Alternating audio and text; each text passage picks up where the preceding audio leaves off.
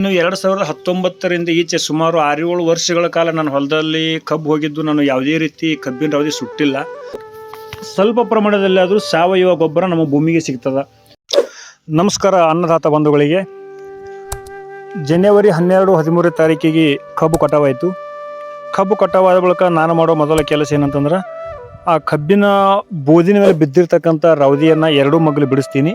2 ಮಗ್ಲು ಬಿಡಿಸುವುದರಿಂದ ಆಗುವಂಥ ಲಾಭಗಳೇನು ಮತ್ತು ನಾನು ಎಷ್ಟು ವರ್ಷದಿಂದ ಈ ಹೊಲದಲ್ಲಿ ರವದಿ ಸುಡಲಾರ್ದೆ ಪ್ರತಿ ವರ್ಷವೂ ಕೂಡ ಆ ಮಣ್ಣಿನಲ್ಲಿ ಯಾವ ರೀತಿ ನಮ್ಮ ಜಮೀನಿನಲ್ಲಿ ಅದನ್ನು ಮಿಕ್ಸ್ ಮಾಡ್ತೀನಿ, ಅದರಿಂದ ಆಗುವಂಥ ಅನುಕೂಲಗಳೇನನ್ನೋದು ಸಂಪೂರ್ಣ ಮಾಹಿತಿ ನೋಡ್ಕೊಂಡು ಬರೋಣ ಬನ್ನಿ.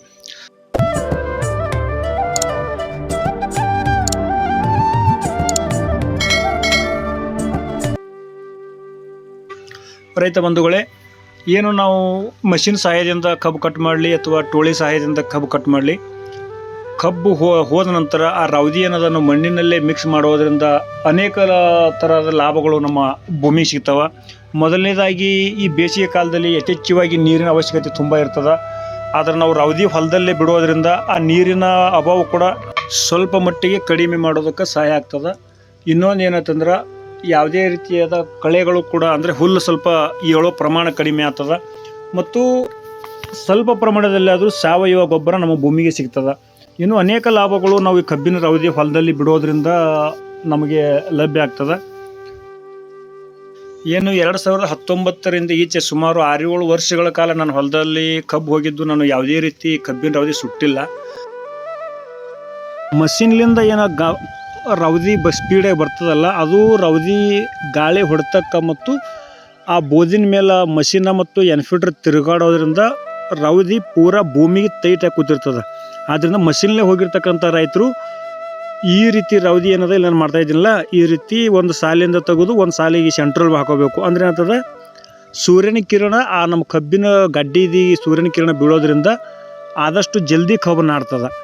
ಇನ್ನು ನಾವು ರವದಿ ಹಾಗೆ ಬಿಟ್ಟೇವತ್ತಂದ್ರೆ ಯಾವ ರೀತಿ ಅಂದ್ರೆ ಅಲ್ಲೇ ಕೆಳಗಡೆ ಸ್ವಲ್ಪ ಕಬ್ಬು ಹೇಳ್ತದೆ, ಎದ್ದು ಅಲ್ಲೇ ಹಳದಿ ಹೊಡೆದು ಅಲ್ಲೇ ಕುಂತು ಪೂರಾ ಕಬ್ಬು ಹೊರಗೆ ಬರ್ಬೇಕಂದ್ರೆ ದಿನ ತೋತದ. ಈ ರೀತಿ ನೀವು ಬಿಡಿಸಿದ್ದೆ ಆದ್ರೆ ಕಬ್ಬು ಹೋದ ಬಳಿಕ ಆದಷ್ಟು ಜಲ್ದಿನೇ ಕಬ್ಬಿನ ಮರಿಗಳು ಹೊರಗೆ ಬರ್ತಾವೆ. ಬಿಡಿಸಿರ್ತಕ್ಕಂಥ ಹೊಲ ಈ ರೀತಿ ಕಾಣಿಸ್ತದೆ. ಒಂದು ಸಾಲಿನೊಳಗೆ ರವದಿ ಜಾಸ್ತಿ ಅದ, ಒಂದು ಸಾಲಿನೊಳಗೆ ರವದಿ ಕಡಿಮೆ ಅದ. ಈ ರೀತಿ ಹಾಕೊಂಡ್ರೆ ಮುಂದೆ ಬರೋಂಥ ದಿನಗಳೊಳಗೆ ನಿಮ್ಗೆ ಏನಾಗ್ತದೆ, ನೀರು ಬಿಡೋಕ್ಕೂ ಕೂಡ ಈಸಿ ಆಗ್ತದೆ. ಪೂರಾ ಹೊಲಕ್ಕೆ ನೀರು ಬಿಟ್ಟು ಆ ಮುಂದೆ ರವದಿ ಕಡಿಮೆ ಇದ್ದು ಹೊಲಗಳೊಳಗೆ ನಾವು ರಾಬ್ ಮಾಡ್ಕೋಬೋದು, ರೂಟ್ರ್ ಹಾಕೋಬೋದು, ಬಡ್ರಮ್ ನೀರು ಹಾಕೋಬೋದು ಮತ್ತು ಮುಂದೆ ಏನದ ಅದರೊಳಗೆ ನಾವು ಗೊಬ್ಬರ ಹಾಕೋಬೋದು. ಈ ರೀತಿ ಅನುಕೂಲ ಆಗ್ತದೆ. ಇದು ಎಲ್ಲಿವರೆಗೂ ಮಾಡೋದು ಅಂತಂದ್ರೆ ಒಂದು ಮಳೆ ಬೀಳೋವರೆಗೂ ಅಂದರೆ ಜೂನ್ ಸಮಯದವರೆಗೂ ನಾವು ಆ ಒಂದು ಸೆಂಟ್ರ್ ಒಂದೇ ಸಾಲೊಳಗೆ ನಾವು ರಾಬ ನೀರು ಮಾಡ್ಕೊಳ್ಳೋದ್ರಿಂದ ಸ್ವಲ್ಪ ನೀರನ್ನು ಜಲ್ದಿ ಹೊಳ್ಳಾಡ್ತದೆ, ರಾಬಿಗೂ ಅನುಕೂಲ ಆಗ್ತದೆ. ಮತ್ತು ಇನ್ನೊಂದು ಏನಂತಂದ್ರೆ ಮಷಿನ್ ಮೇಲೆ ಹೋಗಿರಲ್ಲ, ಕೆಲವು ಅತಿ ಹೆಚ್ಚು ಜನರು ರೈತರು ಕಬ್ಬ ಟೋಳಿ ಮೇಲೆ ಕಟ್ ಆಗ್ತದೆ. ಟೋಳಿ ಮೇಲೆ ಹೋಗಿರ್ತಕ್ಕಂಥ ರೈತರು ಏನು ಮಾಡ್ಬೇಕಂತಂದ್ರೆ ಈ ರೀತಿ ಟ್ಯಾಕ್ಟ್ರ್ ಸಹಾಯದಿಂದ ರವದಿ ಕಟ್ ಮಾಡ್ಬೋದು. ಈ ರವದಿ ಕಟ್ ಮಾಡೋಕ್ಕೆ ಸುಮಾರು ಒಂದು ಎಕರೆಗೆ 1600, 1700, 1800 ರೂಪಾಯಿ ತೊಗೋತಾರೆ. ಈ ರೀತಿ ಕಟ್ ಮಾಡಿ ಕೂಡ ಅವರು ಒಂದು ಸಾಲಿಗೆ ನೀರು ಬಿಡ್ಬೋದು ಅಥವಾ 2 ಸಾಲಿ ನೀರಿನ ಅನುಕೂಲ. ನೀರು ಜಾಸ್ತಿ ಇರ್ತಪ್ಪ ಅಂದರೆ 2 ಸಾಲಿ ನೀರು ಬಿಟ್ಟು 2 ಸಾಲಿಗೆ ಮುಂದೆ ಬಡ್ರಾಮ್ ಹಾಕ್ಕೊಂಡು ರೋಟಾವೇಟರ್ ಹಾಕ್ಕೊಂಡು ಮಾಡ್ಬೋದು. ಅಥವಾ ನೀರು ಕಡಿಮೆ ಇತ್ತು ಅಂತಂದ್ರೆ ಒಂದು ಸಾಲಿ ನೀರು ಹಾಕೋದು, ಒಂದು ಸಾಲಿ ಹಾಗೆ ಬಿಡೋದು. ಮತ್ತು ಆ ನೀರಾಗ ಇನ್ನೊಂದು ಸಾಲಿ ನೀರು ಬಿಡ್ಲಾರ ಸಾಲಿ ಮತ್ತು ನೀರು ಬಿಡೋದು, ಇನ್ನೊಂದು ಸಾಲಿಗೆ ಬಿಡೋದು. ಆ ಥರ ಗೊಬ್ಬರ ಕಾಂತ ಹಾಕೊಳ್ಳೋಕ್ಕೂ ಅನುಕೂಲ ಆಗ್ತದೆ. ಕಬ್ಬು ಕಾರ್ಖಾನೆಗೆ ಹೋದ ಮೇಲೆ ರವದಿ ನಿರ್ವಹಣೆ ಯಾವ ರೀತಿ ಮಾಡಬೇಕನ್ನುವಂಥದ್ದು ನನ್ನ ಸ್ವಂತ ಅನುಭವಕ್ಕೆ ತಿಳಿದಿರ್ತಕ್ಕಂಥ ಒಂದು ಚಿಕ್ಕ ಮಾಹಿತಿಯನ್ನು ತಮ್ಮ ಮುಂದೆ ವ್ಯಕ್ತಪಡಿಸಿದ್ದೀನಿ.